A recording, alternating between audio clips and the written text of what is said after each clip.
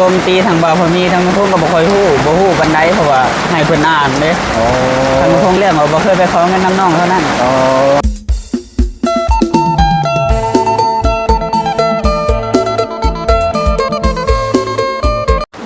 สบายดีน้องทงสบายดีน้องสาโดยมาจากไหนล่ะมาจากไสมาแต่อันนั้นพูดที่ผมว่าสิไปพูดที่โฟมแหละแต่ว่าฝนตกหลัดก่อนได้ยังโตเลยฝนตกหลัดก่อนเนาะแม่นอ้ายก็บ่ได้มาเกือบ4-5 มื้อเลยแต่ว่าคนอื่นอ้ายก็สิขอบใจน้องเด้อที่ว่าอ้ายเติมบัตรให้แล้วได้อันไปเว้าออกสื่อออกเสียงเนาะขอบใจหลายๆเห็น FC เพิ่นบอกมาทายแน่ว่ะมาทายน้องทงน้องสาแน่นะบัดนี้อ้ายอยากถามมันนั่นล่ะเป็นจะได้ดราม่า FC น้องทั่วไปด่างเบาพามีหรือว่าแบบแล้วก็เข้าใจน้องคิดว่าน้องเนี่ยนะคิดอยากไปขอเงินน้ำมันน้องสาวนะน้องผู้วงเป็นจะไรเอาดราม่าที่ว่าเข้าใจผิดก่อนล่ะอันเรื่องเข้าใจผิดเรื่องว่าทางน้องทงนี่สิไปขอเงินน้ำน้องแหล่บ่แต่น้องทงนี่บ่เคยไปขอเนาะทางน้องทงก็อธิบายไปให้ใน FC ฟังว่าบ่เคยไปขอเงินน้ำน้องแหล่ส่วนหลายกันนี่ทางน้องทงนี่เป็นผัวให้น้องแหล่หลายกว่าอ๋อโดยมีแต่เคยให้แต่บ่เคยขอทางพงมีแต่ว่าไปแบบนี้นะโดยแต่ทางFCมันไปโจมตีทางบ่าวพมีทางพงก็บ่ค่อยฮู้ปานใดเพราะว่าให้เพิ่นอ่านเด้ทางพงก็อ่านหนังสือบ่เป็นเนาะโดยก็ได้ยินเว้าหลายอย่างก็เลยเอ้าคือมาเป็นแบบนี้วะทางนี้ก็มีแต่อยากอันนั้นอธิบายเรื่องว่าบ่เคยไปขอเงินน้ำน้องเท่านั้นโดยผู้ซื้อเสียใจอยู่บ่ล่ะครับบ่าวว่า FC เดี๋ยวบ่เข้าใจกันแต่ว่าคือ FC บ่าวพามีก็บ่เข้าใจน้องทงแล้วก็ FC น้องทงก็บ่เข้าใจบ่าวพามีรู้สึกแบบคือเสียใจอยู่บ่ล่ะโดยก็เสียใจอยู่แต่ว่าอยากอธิบายอยู่แต่ว่าเน็ตเบิดก่อนเมื่อกี้อธิบายให้ในที่มันฟังนะโดยพอช่วงนี้ก็มีปัญหาเนี่ยรถกระเพโดยแต่ว่าบ่ได้เคยไปยืมเงินน้องมีแต่ยืมเงินนำมันคนอื่นเพิ่นมาแปลงรถก็ได้อ๋อแบบนั้นเนาะโดยแล้วก็กับบ่าวพามีเด้ล่ะนั่นไปมาหาสู่กันดีอยู่ล่ะก็ปกติโอ้เรียนยังปกติเนาะโดยก็เป็นทีมงานกันคือเก่าแต่ช่วงนี้ก็บ่ค่อยไปออกงานนำกันซื่อๆโอ้ต่างคนต่างมีเวียกทางอื่นนะเดี๋ยวหน่อย FC จะเข้าใจผิดด้วยนี่ว่าผิดกันบ่เข้าใจกันบ่ที่จริงแล้วบ่ได้ผิดกันเนาะโดยยังหักแพงกันคือเก่าอะไรเนี่ยซะเนาะโอ้ดีแล้วบ่ดีแล้วซะครับอันไอสิถามคำถามหนึ่งแล้วล่ะเด้อที่ว่า FC ว่าน้องน่ะขี้ค้านจังซี่น่ะมันแม่นอยู่บ่ล่ะก็บ่ได้ขี้ค้านแล้วมันเถื่อก็แบบเน็ตเบิดก็บ่ได้ถ่ายคลิปเฮาก็หาอยู่หากินตามภาษาเฮานี่แหละนั่นแหละเนาะโดยจริงๆแล้วน้องก็เฮ็ดเวียกคู่มือเนาะแม่นคือมาเบิ่งเต้าตลอดบ่จักขับมาซอยผู้เฒ่านี่แหละเฮ็ดทานผมทานหยังหาก็แล้ววังวานซื่นนี่แหละแล้วเพิ่นหากระจูนอันนั้นที่ว่าคนตีน่ะมันเป็นอะไรล่ะว่าน้องบ่เฮ็ดเวียกบ่ก็เฮ็ดเวียกอยู่บางทีแบบว่าเฮามาพักผ่อนเนาะมานอนพักผ่อนประมาณ 4-5 นาทีเนาะบางทีอันทางเพิ่นมาถ่ายคลิปแบบถ่ายติดเอาเฮาบางเถื่อเนาะแบบเฮานอนพักผ่อนอยู่แต่เฮาน่ะไปแก้พื้นแบบไปแก้พื้นมาประมาณ 2-3 เที่ยวไปแล้วไม่ก็บ่แม่นไม่น้อยเนาะมาแบกเอาจนเจ็บบ่าเจ็บหลังเบิดเฮาก็มานอนพักผ่อนจัก 4-5 นาทีนะแล้วก็ไปต่ออีกกลางคืนมามันก็เมื่อยล้าเนาะมันก็อยากแบบตื่นสวยๆหน่อยจังหน่อยมันล้าเนาะแบกไม่นักเด้แม่นไอ้เข้าใจเด้เพราะว่าคนที่เฮ็ดเวียกหนักเช่นว่าแบกปูนบ่เป็นกรรมกรบ่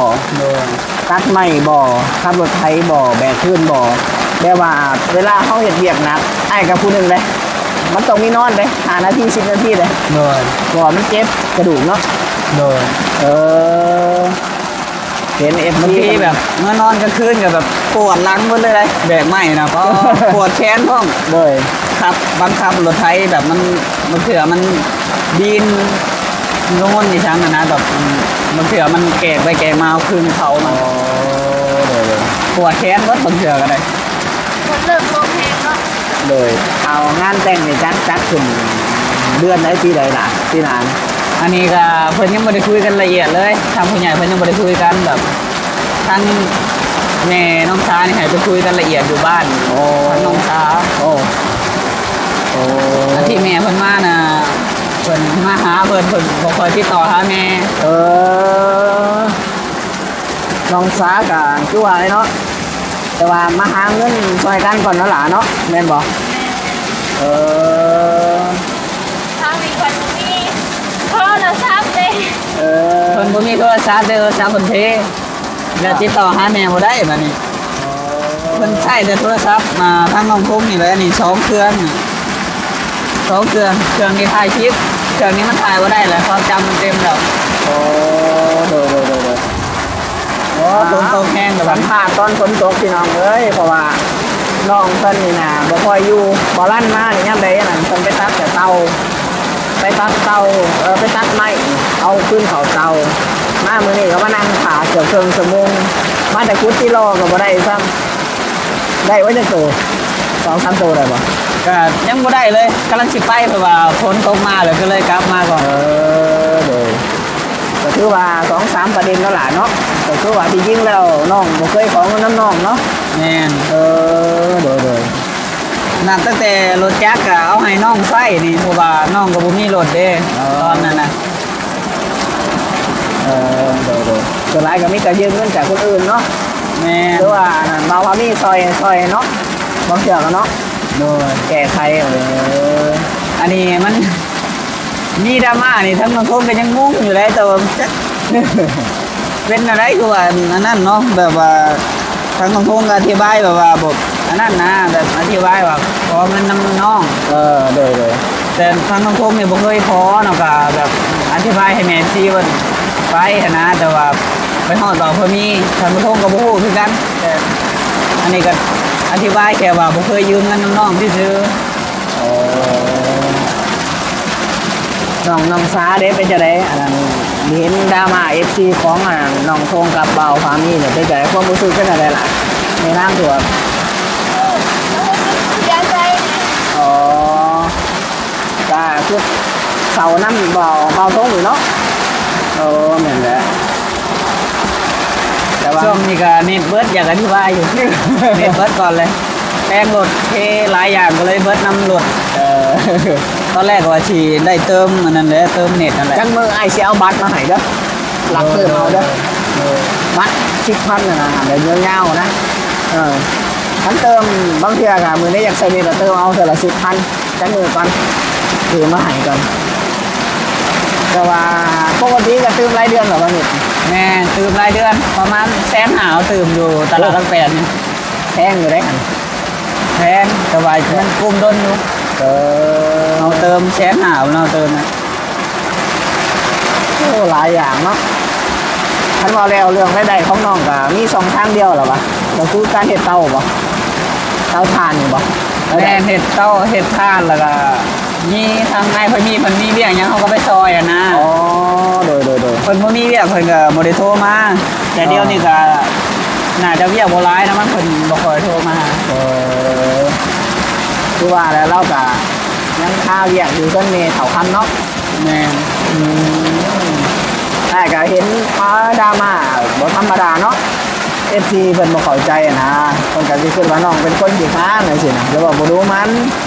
หรือว่าญาติน้องน่ะมักของน้ำน้องสาวสินะแต่ที่จริงแล้วบ่แม่นคนจริงเนาะ แม่น โอ้ ทางพงบ่เคยขอน้ำน้องดอก เออคือว่าแหละจะได้กับน้องสากะกับน้องทงกะสู้ๆเด้อจะได้กันก็หักแข่งกันไม่ยังกะเดี๋ยวมาลินไม่ยังเนาะถ่ายคลิปกับเน็ตนี่ก็แพงเนาะเน็ตเนาะเพื่อสิลงได้ แต่ช่วงนี้มีปัญหาหน่อยนึงที่บ่มีเน็ตก็ได้แป้งรถ แพงรถ แม่น เบิดหลายแต่แพงรถอะ โอ้เบิด500,000ยังได้ยืมเขาอยู่เลยค่ะ รถเนี่ยรถจักรตัวนี้บอกขอโทษเด้อพี่น้องนี่บ่ แม่น ปาโถ ยังบ่แล้วอยู่ได้นี่ยั แป้ ง ง บ่ ห แล้ว ยังแป้งหยังมันนี่แป้งหยัง ข้างในมัน สเตอร์บ่ โชว์น้อยทางในหมดเลยในจักร โอ้ผลกับพี่ลูกพี่น้องเลยบรรยากาศหมอยเว้าเลย เกือบเสียงแม่ โดย เบิดเลยพี่น้องเลยคุณนะกำลังสัมผัส พ่อทั้งพ่อเฒ่าเพิ่น โอ้ฮะอะไร เนี่ย อะไรพ่อเฒ่า